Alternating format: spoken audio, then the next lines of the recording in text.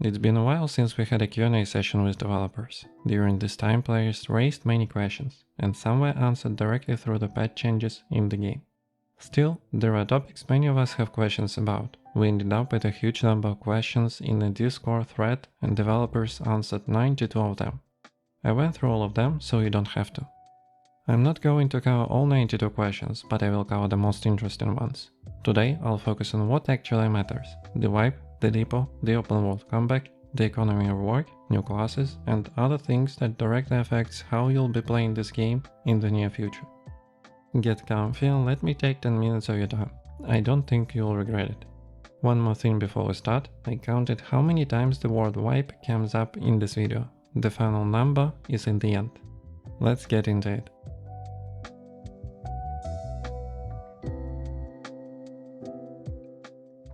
Let's start with the biggest thing everyone wants to know. The spring wipe is confirmed. The developer said the date announcement is coming soon, and everything is pointing to it happening as planned.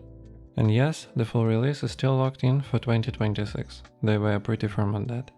Some content order might shift around, some features might move after release, but the wipe this spring and launch this year, that's not changing according to them. There was also a question about recent layoffs at the studio. They confirmed it. Part of the team was let go due to temporary funding issues. But they were clear: patch keep coming almost every week, development hasn't stopped, and they are working on restoring full studio capacity within the next month or two. Make of that what you will, but they are not going anywhere, and the output speaks for itself. The depot is the centerpiece of the upcoming wipe. It's new raid dungeon that's been in development for a while, and it's coming out alongside the full economy reset. After the wipe, loot distribution across all activities gets completely rebuilt. The depot will have its own unique loot, and every other activity in the game is also getting its own dedicated loot pool. No more just grind whatever is fastest. Each activity becomes meaningful on its own. The depot also introduces new bosses with completely different mechanics, not the usual wave of minions pattern we are used to, and they acknowledge that summoner style bosses happen too often right now. Some of the older bosses that haven't been reworked yet will also get significant revisions going forward. According to the December roadmap post, they plan to bring way more new zones in the open world besides the depot. But their development priorities seems to shift pretty often. We'll only see the depot before or with the wipe. Nothing was said about the open world locations beside the depot and Prison Island team locations, so that's where things stand for now. This was probably the most repeated topic across the entire Q&A. A lot of people are frustrated that the games feel like it's been shifting towards instanced-only content, arenas, Prison Island, matchmaking queues. And the developers basically said, yeah, we hear you and we are changing that. Open world is described as the main dungeon of Corepunk. After the depot is done and the wipe is out, the team's focus is moving heavily toward the open world. What's planned? Open world events across the full map, including lower level areas. New zones with different PvP and PvE rules, some fully safe, some fully PvP oriented. Points of interest to capture. Rare bosses, elite mobs, and unique loot tied to the open world activities. A large new Prison Island team location, full open PvP, no restrictions.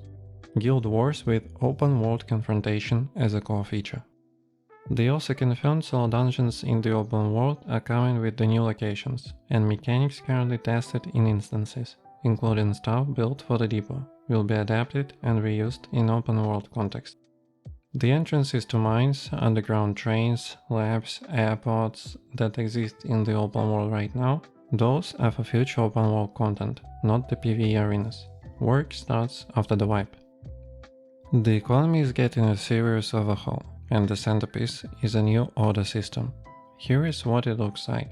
Players will be able to place orders for specific items and resources directly through the marketplace. Crafters can accept those orders through a quest. Yep, it works through the quest system. You fulfill the order, you complete the quest, the other player gets their item. And this includes overclocked items, this thing that's been frustrating crafters for a long time. You put hundreds of hours into crafting a perfect OC piece and you can't sell it. That's been addressed. OC items will be tradable through this system. On top of that, crafters will be able to open their own shop on the marketplace. crafting professions are also getting a stricter division, so not every character can just specialize in everything. The goal is to make crafters actually relevant and in demand. They're also looking at returning drops of finished items in certain activities. Not across the board, they don't want to destroy crafting demand, but in a targeted way so players who don't enjoy crafting have a path to gear up through trading and drops. And there is an item that's been ready for a long time, a tool to unlink bound gear, which they held back and plan to release with the wipe. A few questions came in about the gaps in progression, especially for new and returning players. The developers acknowledged them. Some changes are already in. Quest rewards and storyline progression were rebalanced.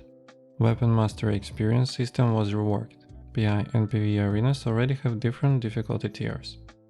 But the bigger rework of early game, the only that closes the real gaps, is tied to the wipe. After that, the team expects progression to feel significantly smoother from level 1 and all the way to endgame. GearScore logic also has knowledge gaps. Chips and runes not contributing meaningfully to GearScore, the way OC items don't always reflect true power. They are aware and GearScore will be updated by the wipe. And just to clarify something that came up, the game is staying at level 20 for release. Everything that was originally planned for level 40 has been reworked and adapted to the current level cap. The focus going forward is not on expanding the progression ceiling, it's on filling the world with content, classes, social systems and polish. Two new specializations are planned for the wipe, Commando and Grenadier. Commando is more likely one to make it in time. Grenadier depends on how fast depot development wraps up. After the wipe, the full focus shifts to new specializations until release, so if you've been waiting for more class variety, that period is coming. The karma-enforced open world PK system aren't coming back in their old form, but open world PvP is not going away either. It's just been restructured around zone rules. Safe zones will exist for players who want to do open world content without PvP, but certain zones, especially points of interest and the new Prison Island team location, will have full unrestricted open PvP. Full loot mod stays in the game. It's completely optional, you choose to go in or not. It's getting more motivation. Unique skins tied to hardcore mod, mid-tier gear variations of hardcore activities to bring in more demand for tier 2 and tier 3 gear. Bounty hunters and sheriffs will be in the game. They confirmed it. Social professions are coming, and the order system is described as the first way of that. The Atlas Builder is a big upcoming feature that kind of does a few things at once. It's an in-game database of all mechanics, items and systems, interactive and detailed.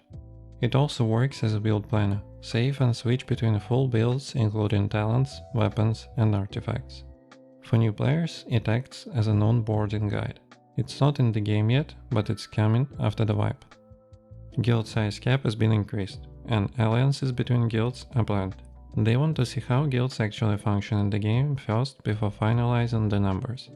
By the way, the first iteration of the guild system just dropped on live servers while I'm recording. Crafters will also get a rating system tied to the order platform, so reputation for crafters became a real thing. A few smaller but real things worth mentioning. Healer credit for loot and quest contribution fix is already on live servers. Ability to abandon quests and delete quest items fix is in progress, targeting the wipe. It's not a simple bug, requires quest logic changes. Quest items inventory tab, taken into development after someone suggested it. After the wipe, you won't be able to skip previous storylines to jump ahead in the main quest chain. A few cosmetic related answers worth knowing. Recolor kits for certain skins are coming, through drops, battle passes and the in-game store. The tag has been ready for a while, it just hasn't shipped yet. Weapon skins are not happening, weapons have their own unique visual tied to their weapon itself. An open world battle pass is planned. The creator program is getting a proper update soon, including a tier where they co-design skins with creators and share revenue from sales.